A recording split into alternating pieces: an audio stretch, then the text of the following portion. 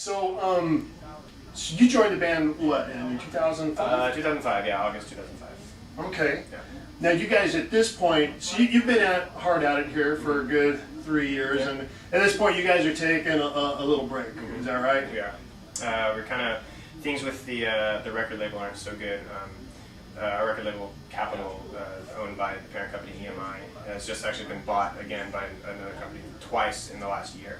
The first time they got bought right when we were starting to make Paper Walls, and since we had just started recording, we kind of escaped the gun, because there's, anytime a company comes in like that, there's consolidation, there's people get laid off, bands get dropped. We luckily escaped that because we just started recording.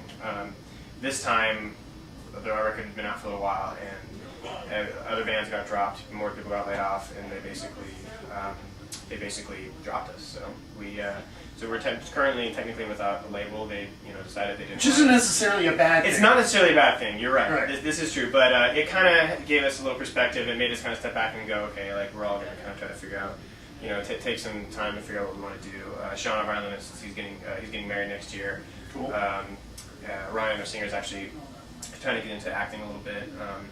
And so we're kind of just singers always do that. Yeah. Well, he was a big theater guy in high school. He kind of grew up on that. So I know he'll be good at it. But we're kind of just taking our time to do our own thing.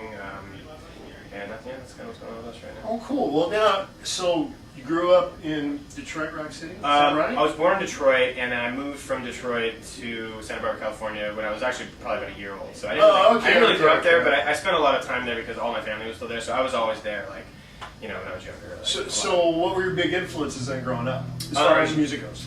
Well, what's actually interesting is my parents, we had like a super Christian household, and they knew that I liked like harder music. He's in a rock band, man. Yeah. Well, and what's funny is, I don't know if you knew, if you're this band called Petra, legendary Christian big Christian rock band. That's all I listened to up until I was like 12, probably. They were such an awesome band, and they had so many records, and they were like that's all I listened to. And then when I was probably 12, 13, I started really getting into like the Metallica and Guns N' Roses stuff. So were the parents supportive of that? Well, I think at that point in time, I was kind of getting old enough to where they're like, all right, well, whatever, like that's cool, like do your thing, And then I went for Metallica, and like that's what really got me into like the super kind of heavy metal side of things. And then from there it was kind of Nirvana, Green Day, Offspring, that kind of stuff, and that took me into the '90s era, like Fat Records, New School Punk, like NoFX, Strung Out, Lagwagon, all my favorite bands.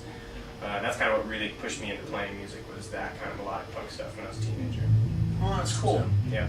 Well, good. Well, we're going to have Ryan sit down and show us on the Rev Plus, which you're playing now, some of his settings and whatnot. So let's do that. Cool.